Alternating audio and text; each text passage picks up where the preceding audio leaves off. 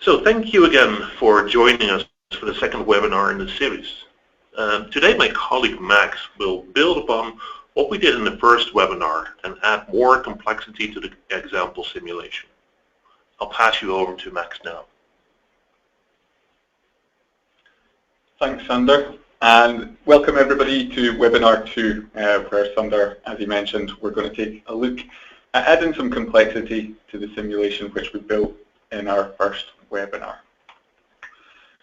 For those of you who weren't available on the first webinar or who haven't seen the recording, my name's Max Guild and my background is applied mathematics.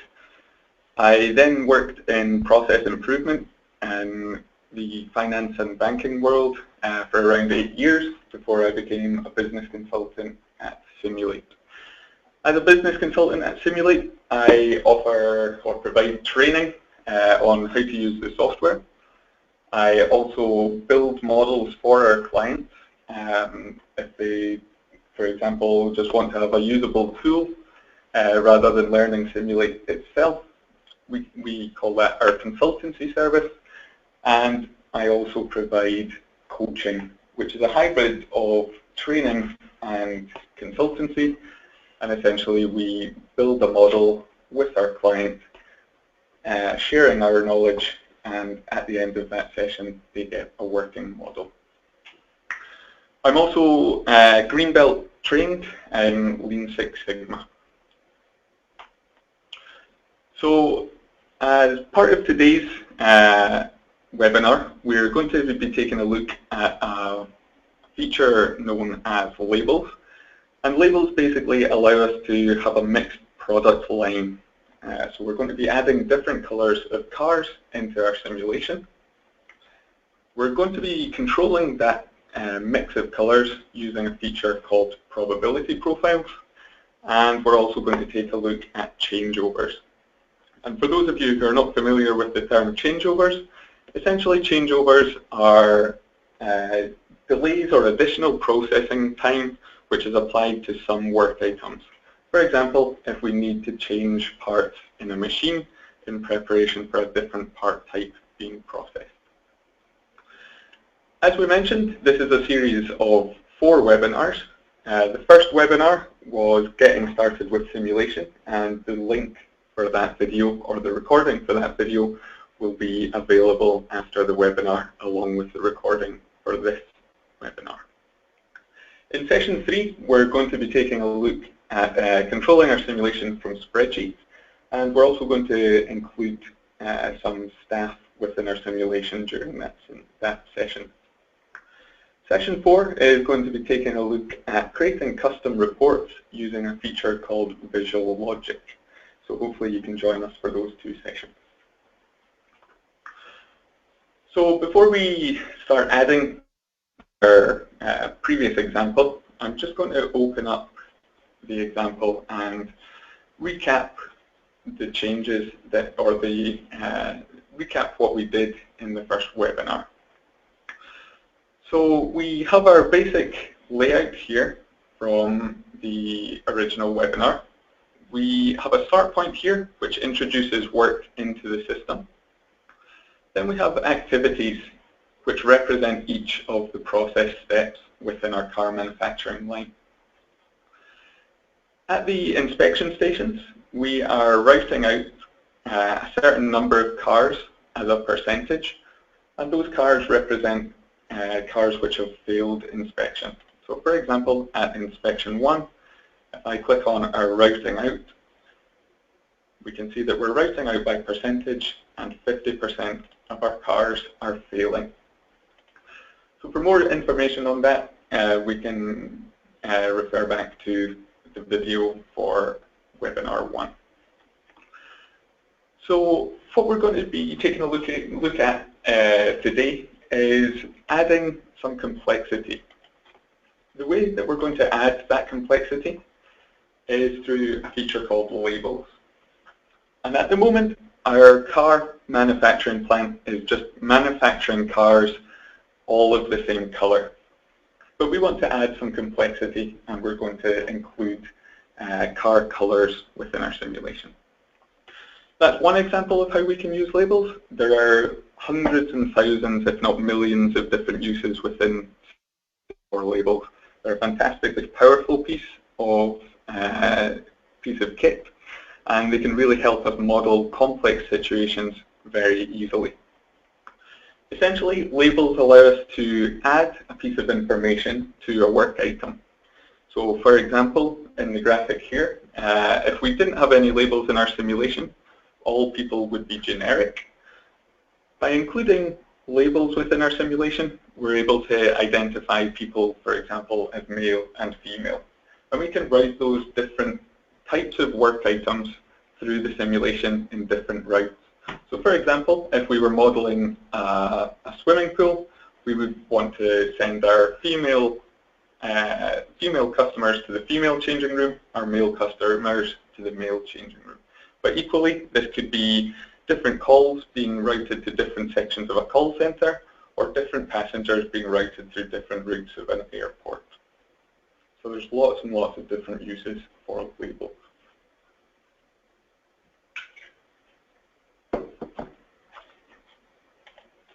If I return to Simulate now, we're going to actually create our label. So before we can use a label, we need to create it. I'm going to click on our Data and Rules tab, and you can see that we have this Labels button here. If I click on Labels, I can create a new label. If I was to store multiple pieces of information on a work item, I'd want to create multiple labels. And those labels can be changed as the simulation runs at certain activities. For this simulation, we're just going to create a single label, which is going to store the color, and that color is not going to change throughout the simulation. So to create that label, I'm just going to click on New, and that opens up my label properties dialog. First of all, I want to give my label a name, and I'm going to prefix this name with LBL. If I do this, it means that when I come back to the model in 6 months' time, I can easily identify which pieces of information represent labels, represent other pieces of information such as spreadsheets. So by prefixing its name with LBL, I know that it's a label, and it's going to be storing the color of each car. So I'm just going to call it LBL color. Our next option is to choose the type of label that we're creating. Our initial thoughts might be that we want to create a text label to store, for example, the word blue or the word orange. We don't really want to use that within Simulate. Simulate understands numbers far better than it does actual words. So for example, it understands route 1 or route 2. It doesn't understand route blue or route orange. So I want to leave my selection as a number, and we're going to use a number to represent each of the 3 colors within our simulation. In order to remind myself what those colors represent, I can leave myself a memo here. So for example, I'm going to say 1 is blue, 2 is green, and 3 is orange. Now Simulate doesn't care what you put in this memo. This is purely for our benefit. It's just going to act as a handy reminder for us as to which number represents which color. I can then click on OK, and you can see that once I add a memo, we get this little icon on the memo button telling us that a memo has been created. I can then click on OK again, and we create the label. In the brackets is just a reminder of what the memo says. So I can click on OK. So at the moment, we've created the label, but there's really 3 steps within our label process. We want to create the label, then we want to set that label to a certain value, and then we want to use that value within the simulation. So there's no point in creating a label for the sake of creating it. We want to be able to use that information to serve a purpose within the simulation. So I'm going to use my start point to create or to set the value of the label. If I select my start point from the Properties tab, you can see that I have an Actions button here. If I click on the Actions button, we open up a new dialog and I can select the label I want to change at the start point. So if I click on Add a Label to Change, you can see that we get a list of all the labels within our simulation, and I want to select LBL Color. When I select a label, you can see that the Actions panel becomes active.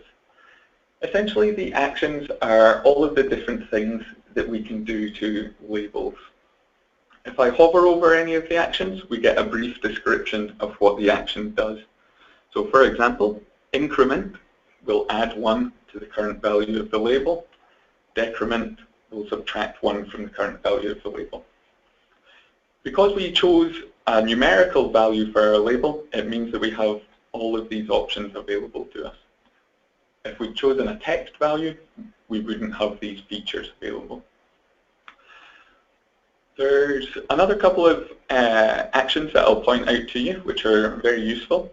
For example, we can timestamp our work items to specify or to record when they entered a certain area of the simulation. So we can use that information to calculate, for example, how long a certain work item spent in a certain area of our simulation. So that can be really useful for recording bespoke results. We can also stamp work items with a unique number, and that's particularly useful, for example, if we were modeling, let's say, an airport, and the passenger and their bag, they obviously take different paths through the simulation, but we want to recombine the correct passenger with the correct bag. So by stamping the work items with the same unique identifier, we can recombine them during the simulation to represent the correct passenger picking up the correct bag. The action which we're most interested in for our purposes is the set_to command. The set_to action basically allows us to set the value of a label equal to either a calculation or a sampling from a distribution, a whole host of different options. So I'm going to select that option just now, and you can see that the default action will be to set this value to a fixed value of 1. If I just click OK here and OK again, essentially what we're saying here is that we're just going to stamp every single work item with a value of 1, meaning that we only have a single color within our simulation. But let's see how that works. So I've just deleted the routing arrow between the first queue and bodywork, so that all of the work items will get caught in this queue. If I reset and run, I can actually select that queue, click on my current contents, and I can view all of those work items, all of those individual work items with all of the information attached. If I hover over LBL Color, you can see that our memo gets pulled through, and you can see that this particular work item with a value of 1 represents a blue car. Because we've chosen a fixed value of 1, all of these cars will be blue. We want to have a bit more control than just adding a single color of car into our simulation. There wouldn't be an awful lot of benefit in adding that single car color.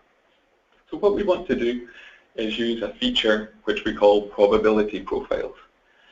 Probability profiles allow us to easily control the mix of products within our simulation. So let's take a look at creating a probability profile. In order to create a probability profile, I click on my Data and Rules tab, and you can see that I have this Create Distributions button here. If I click on the Create Distribution button, first of all, I want to give the distribution a name.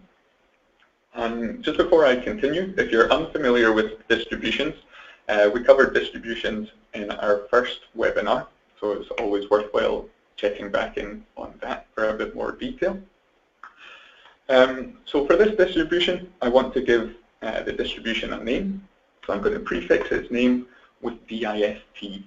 Again, so that if I come back to this model in 6 months' time, I'm able to see that this represents a distribution. And because it's going to define the color of each car, I'm just going to call it DIST color. So by linking, or by calling our label LBL color and our distribution DIST color, I can easily identify that that label is going to be taking a value from that distribution when I come back to this model later on. If I have hundreds of different labels and hundreds of distributions, it's always worthwhile using this naming convention because I can easily tie the labels to the distributions. So I've given my distribution a name. I want to select the probability profile option and then click Next. When I click on the probability profile, you can see that I open up the default probability profile, and this just works in the same way as any other distribution. So along the x-axis, which is the lower portion of the table, you can see that the values that I'm going to be selecting from each column. In the second column, or sorry, in the top row, I am identifying the percentage chance of choosing each of those values. So for example, I have a 7% chance of choosing a value 3, or a 28% chance of choosing a value 6. In my simulation, I only want to have 3 different values, or 3 possible values, because I only have 3 car colors. So I could start deleting columns just by right-clicking on the chart area and clicking delete. Or I could go down to multiple and delete all except 2 and start adding additional columns. But potentially we could have a probability profile with thousands of different entries or thousands of different columns. I don't want to have to sit there and add each individual column and each individual value. So what I can do is actually copy the information directly from Excel. So if I open up Excel, all I need to have is my percentages in one column, and in the next column I want to have the values which I'm choosing. We need to set them up with the percentages first and the values in the second column. I've just highlighted that information and clicked on Copy. I can then return to Simulate, and just using this Paste button here, I can paste in the information directly into the probability profile. So I set up my Excel to say we've got 50% of our cars are going to be a value of 1, which is a blue car, and then 25% for the remaining 2 colors, which are green and orange. When I paste that in, you can see that the columns and the values are automatically recorded. So this is a really quick way of setting up a probability profile or a product mix within our simulation. As well as pasting in the information, we can actually select the columns and just drag up and down, and that will give us a bit more of a random mix. I'm just going to paste again to copy in that data from Excel. I'm going to click on OK there, and what we've done now is we've created our probability profile, but that's just kind of hovering around in the background. We've not told Simulate how we want to actually use that probability profile within the simulation. We want to use that at our start point, and instead of setting the value to a value of 1, we're going to set the value to a value from the probability profile. So I want to select my start point, and I want to click on my Actions button. You can see that we've already added LBL color, and we've already selected our set2 command from our previous example. So I just want to click on this value option here, and instead of choosing a value from a fixed distribution, I want to choose a value from the distribution which I've just created. Any distribution which I've created appears at the bottom of this list, and you can see I have DIST color available there. When I select DIST color, the parameters disappear, but if I want to double check the correct distribution, I can click on detail, and you can see the probability profile. So I'm going to click on OK, and OK again. I'm going to reset the model, and I'm going to keep this queue separate from bodywork so that we can see what's happening. I'm going to run the model, and because my speed is turned all the way up, we don't see any animation. The model just runs through the full 2 weeks and gathers all of the work items in the queue. I select the queue and click on the current contents. This time you can see that we've got a mix of 1s, 2s and 3s.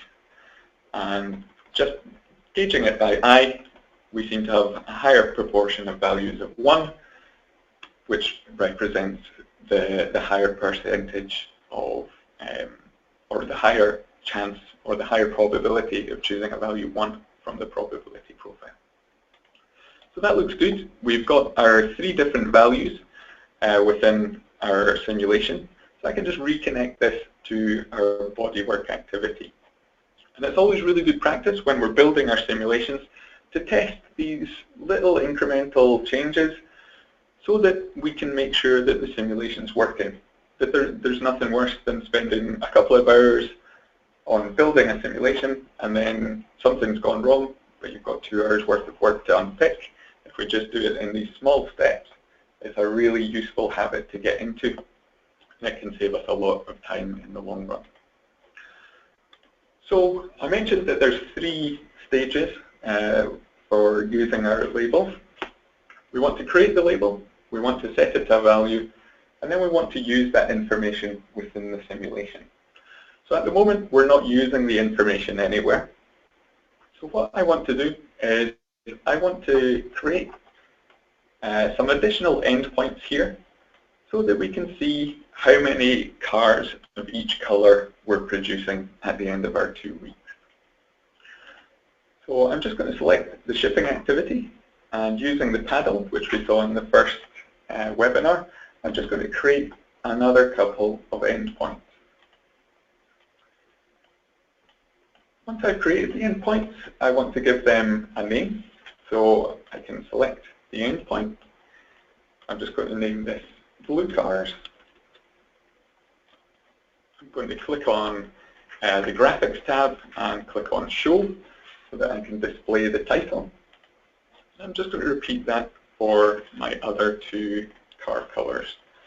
So a value 2 represents green cars,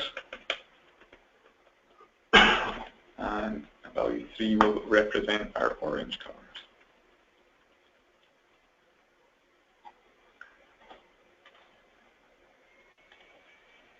So once I've created my 3 endpoints, I want to make sure that the correct cars get routed to the correct endpoint. If I click on my shipping activity and click on routing out, you can see at the moment we're routing out using a discipline known as Circulate. Circulate essentially works by dealing the first work item to the first queue on the list, second work item to the second queue on the list, and third work item to the third queue on the list. It then repeats that order. That's not the behavior that we want because we're not manufacturing cars in the order blue, green, orange, blue, green, orange. So we need to take a look at some different routing options here. If I hover over my label discipline, the little pop-up tells us that the value in a label on the work item controls where it goes. That sounds pretty useful for what we want to do. So I'm going to select the label option. Simulate is then asking us which color, or which label we want to use for the routing, and that's going to be our LBL color. So I'm going to click on OK. So because we have the same number of routes as we do values for our label, I can use the label option, and that really easily and quickly allows me to set this up. So anything with a value of 1 is going to go to blue cars, anything with a value 2 is going to go to green cars, and anything with a value 3 is going to go to orange cars. If I wanted anything with a value 2 to go to orange cars, I could use these little hand icons to move that endpoint up to the second on the list. Because from my memo, I know that orange cars are represented by a number 3, I'm just going to keep them on the third entry on the list. So I'm going to go ahead and click OK there. And we can set our simulation off and running. So I'm just going to zoom out slightly so that we can see the full process. And I'm going to reset, and I'm just going to run at full speed because I'm only interested in the results again. So we're not going to see any animation. But again, you can see that very quickly we run through those 2 weeks. And you can see, if I zoom in to my endpoints, we can see that we've produced 86 blue cars, 43 green cars, and 41 orange cars, which is very close to the distribution which we set up. The numbers are never going to be exactly 50, 25, and 25 because of the variation which we discussed in the first webinar. So once we have created, or in this example, sorry, we have created endpoints and routed the different car types to each of the endpoints, but equally these could be different routes through your simulations. So for example, it could be different calls being routed through different areas of a call center, or it could be different people being routed through a hospital, or different patient types being routed through a hospital. So we can already see that labels are very useful in terms of giving us different product mixes, and we can use information on the labels to perform different tasks within our simulation. I mentioned as well that we're going to take a look at changeovers within our simulation, and we can use labels to help us drive changeovers.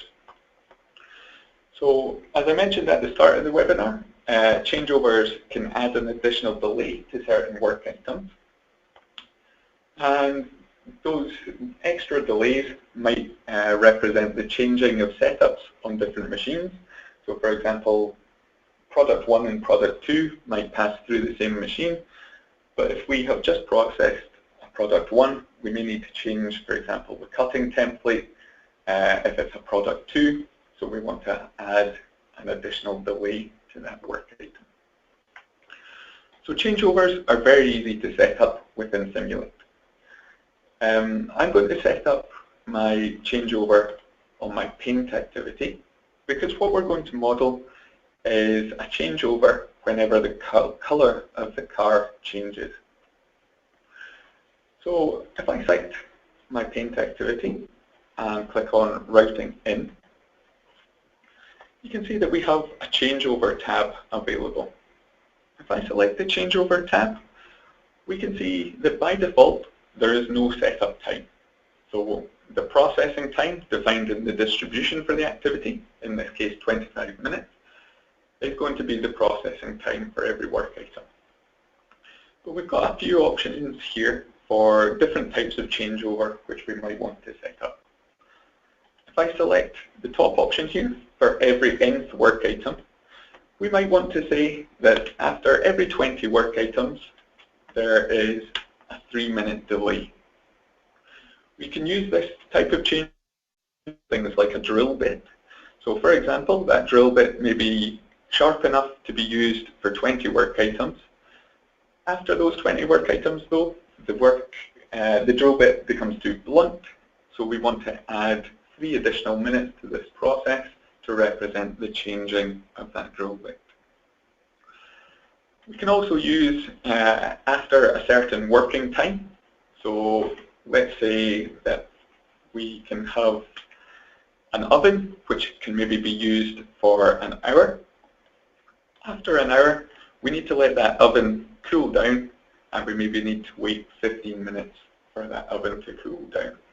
So we can set up changeovers like that. The changeover that we're interested in is whenever a label changes. So when we're painting a blue car, if the next car through is blue, then it's fine. We don't need to clean the paint gun, so we're not going to apply a changeover. However, if the next car is orange, we obviously don't want to just pour our orange car or our orange paint into that spray gun. We need to add a delay to that activity to represent the paint gun being cleaned.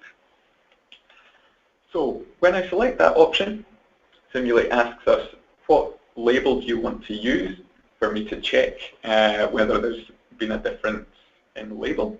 And we want to choose LBL color. And we're going to say that for every changeover, it's going to take us 40 minutes to change the paint gun and clean all the different types and parts for the spray gun. I can click on OK there, and we can reset our model and we can run. Again, I'm only interested in the results, so my speed bar here is turned all the way up to the top. So we don't see any animation, and we just process the results. This time, we can see that we have a bottleneck appearing ahead of our paint station. And we've actually produced a few less cars than we had on the original run, which makes sense because we're spending more time at the paint activity. We can now start conducting some experimentation with our model. So after our first model, we've added some additional complexity. We maybe checked that model against our real-life situation and found that we weren't getting a bottleneck before paint, which is why we've added the complexity of our changeovers. We've maybe been asked by management to try and identify how many cars of each colour we're likely to produce, so we've added our endpoints. We're now at the stage where we can start conducting some experimentation on our baseline model. So one thing we might want to do with this model, because we can identify that there's a bottleneck ahead of paint, we probably want to take a look at investing some time or some process improvements on the paint activity. One of those process improvements might be to try and minimize the number of changeovers that we have. That's really easy to model within Simulate. We can simply select the paint activity, and we can change our routing in options. Just before I do that, I'm just going to point out the numbers which we have, or the number of cars which we produced by just processing the work in whichever order it comes into the queue. So we've produced 77 blue cars, 36 green cars, and 38 orange cars.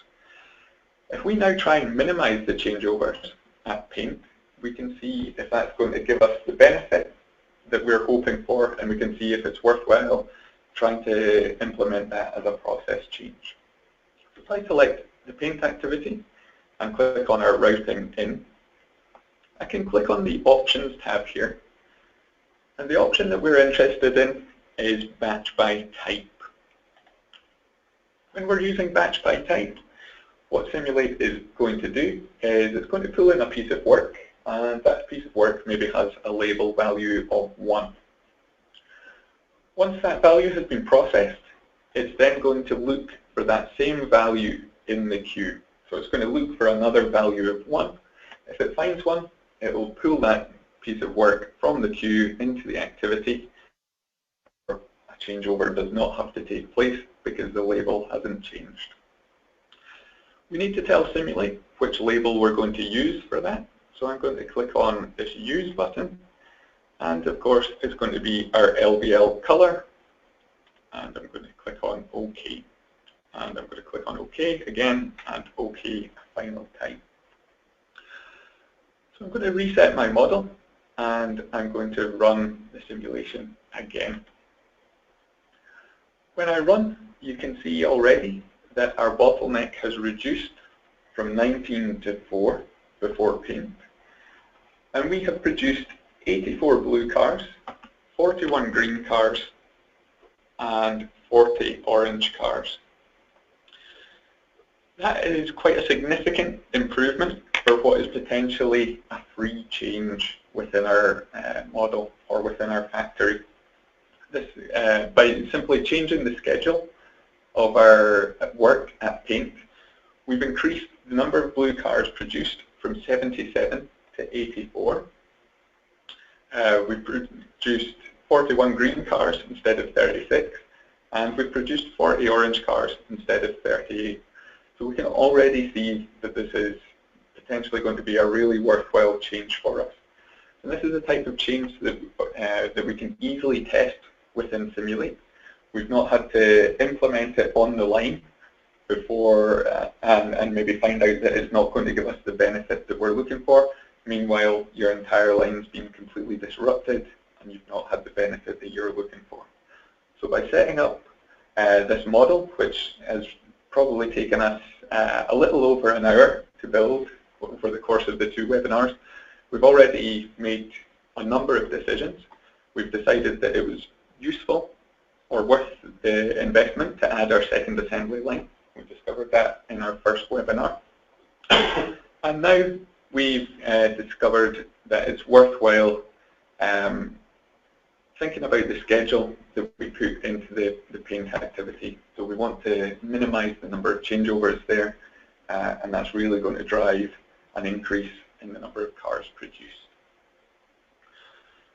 So that's really the end of what we're going to talk through today in terms of the features that I'm going to cover. But I'm going to open the floor for anybody who has any questions on what we've seen so far. Feel free to type it in the chat panel as Sander discussed. Thank you very much, Max. I'm sure that everyone found it very interesting just to see how easily you can control different product mixes within your simulation model by controlling different numbers there, having different percentages for different types in this particular case of colors, and also how to manage your changeover times within Simulate. We've got a couple of questions in already, so let me start with the first one, and there's actually been a few people asking pretty much the same question, and that is basically how can you control the work times, different work times for the same process potentially based on the label. So for example, if we were to look at the body shop, maybe a bigger vehicle may require a little bit more time there in that particular process. So how would you do that? How would you model that within Simulate? Yeah, that's a really good question, and it's one that comes up quite a lot within Simulate.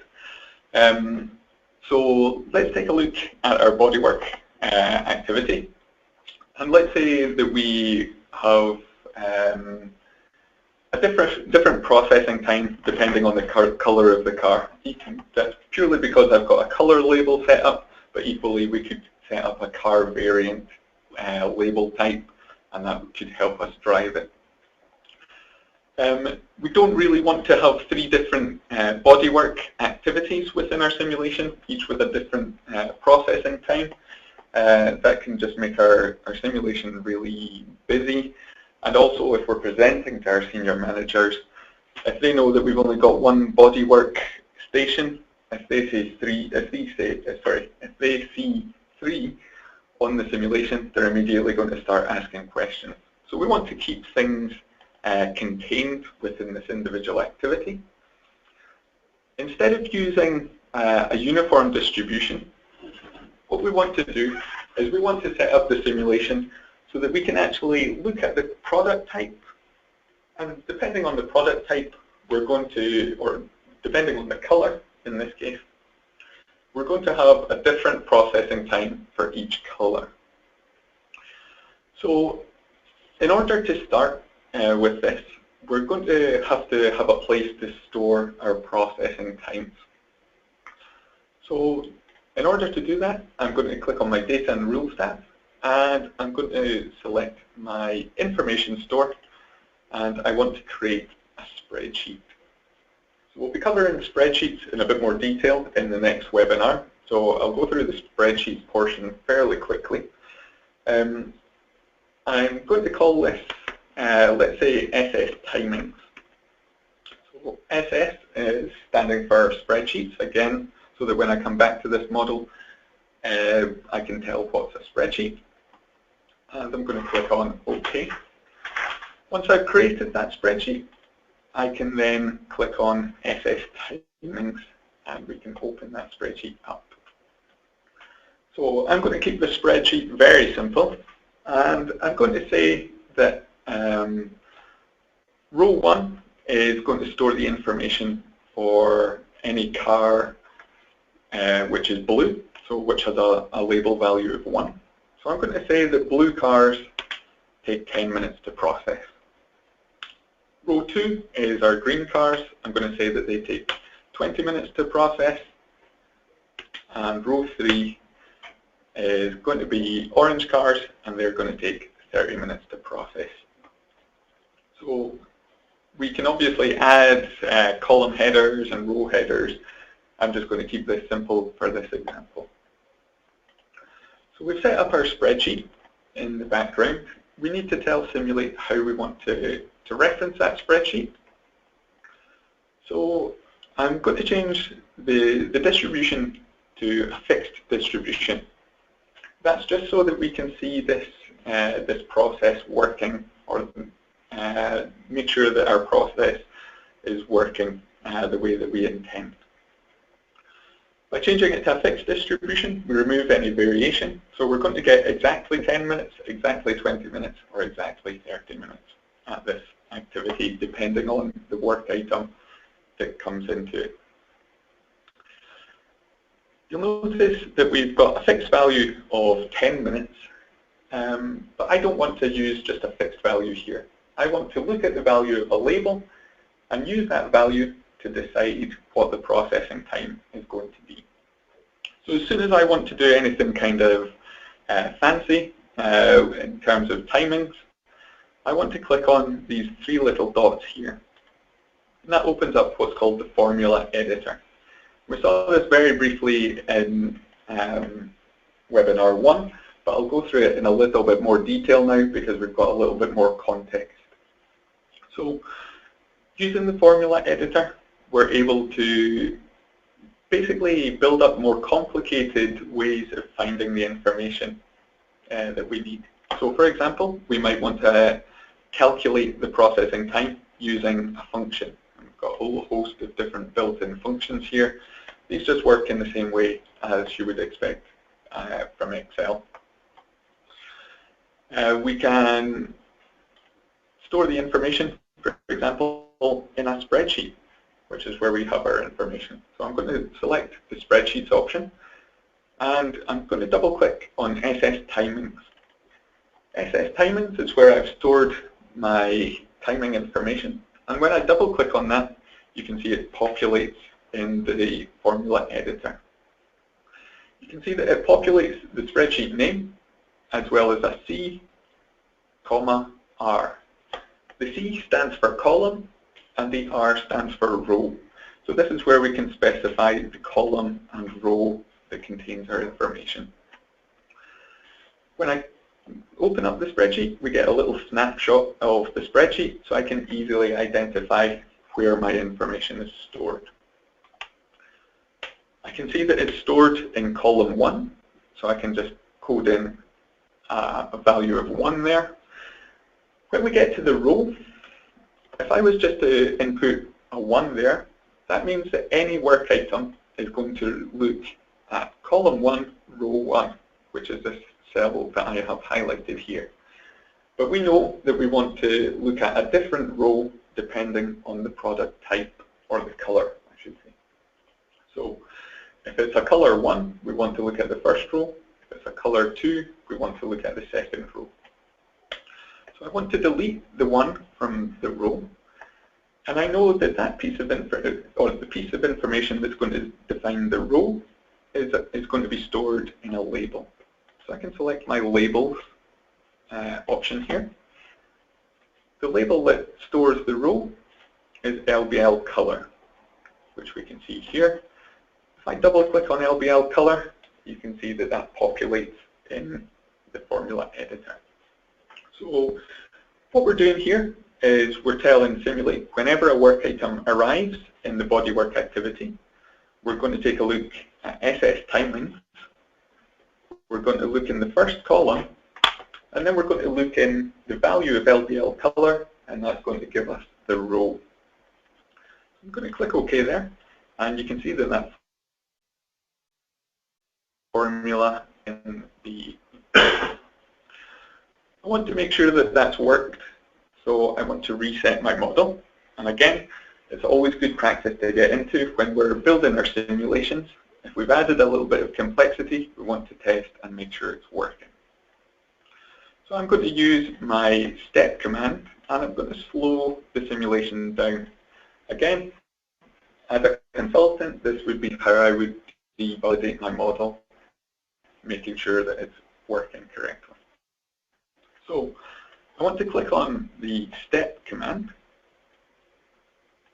and you can see that we've had our first work item arrive at roughly 6:15.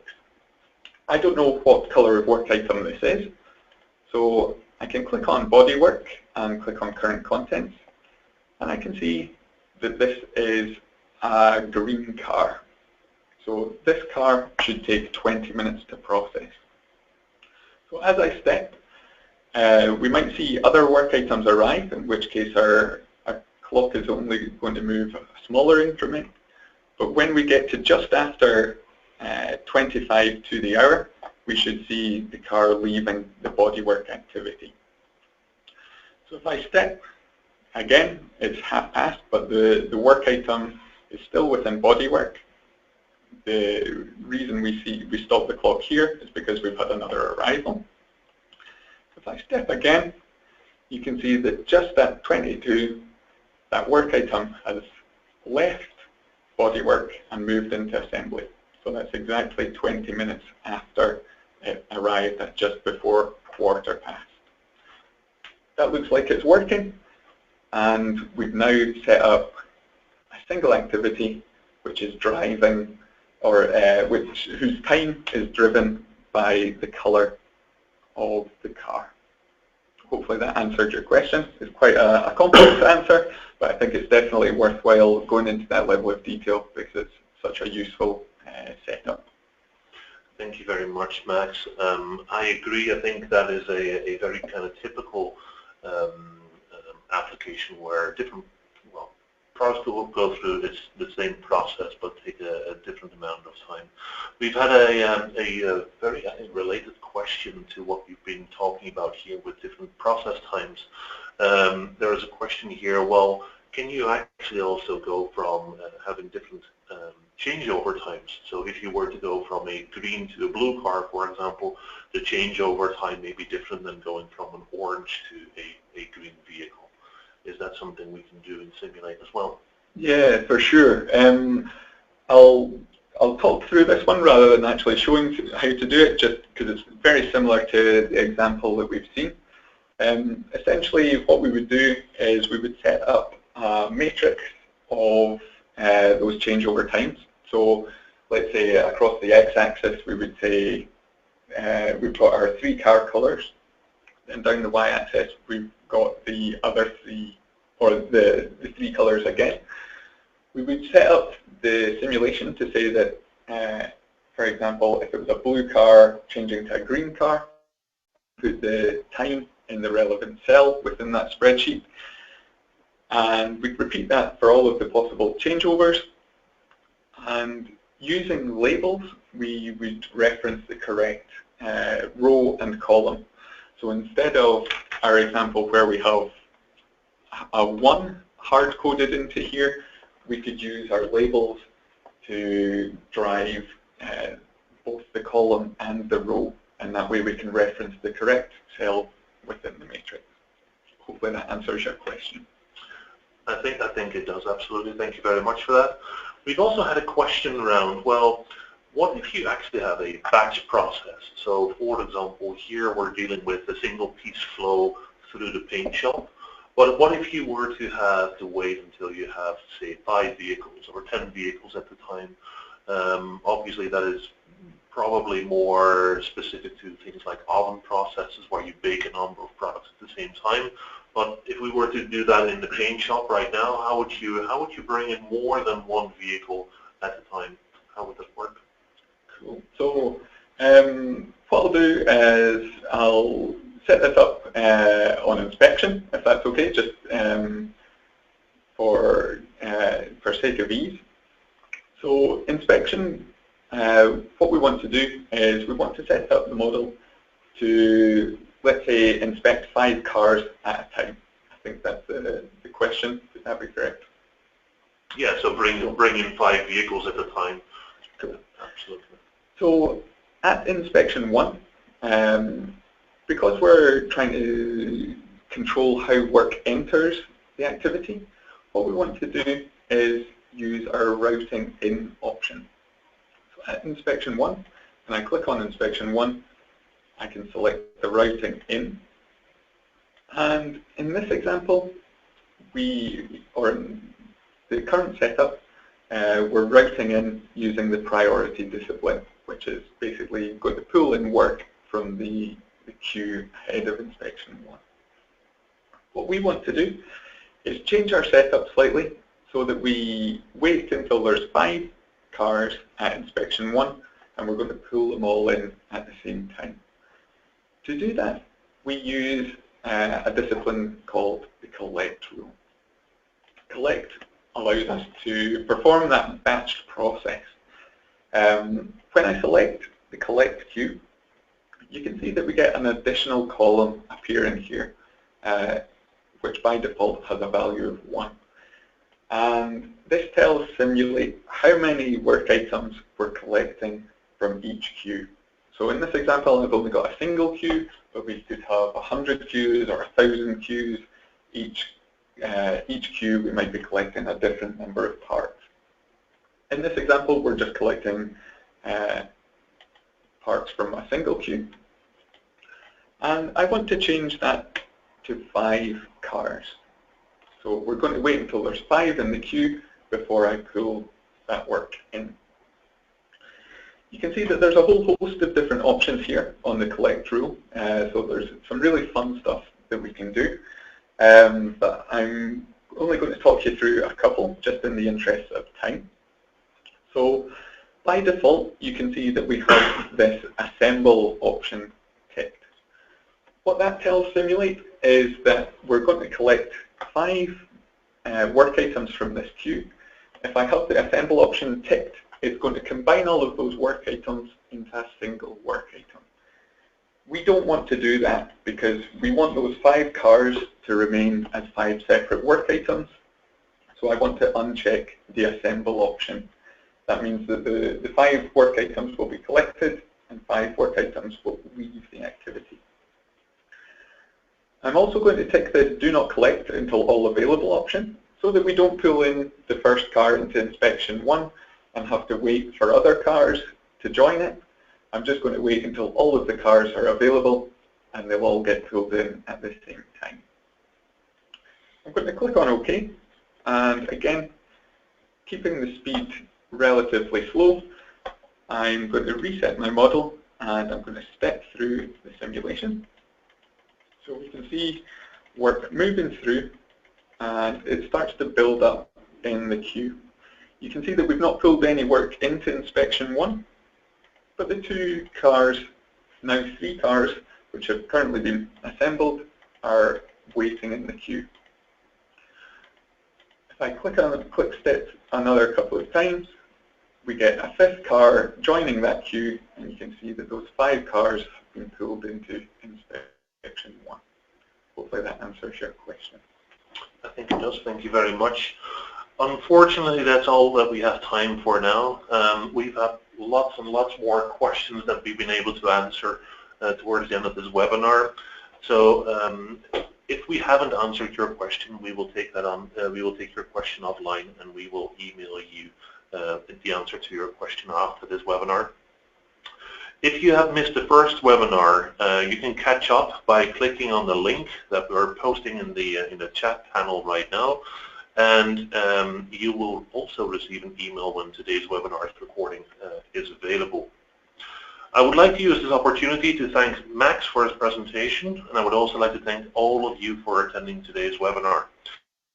The next webinar is in 2 weeks' time, on Tuesday, October 11th, where Max will talk you through how we can control simulations from spreadsheets. We hope to see you then. Thank you very much again, and have a wonderful day. Thank you all. Thank you.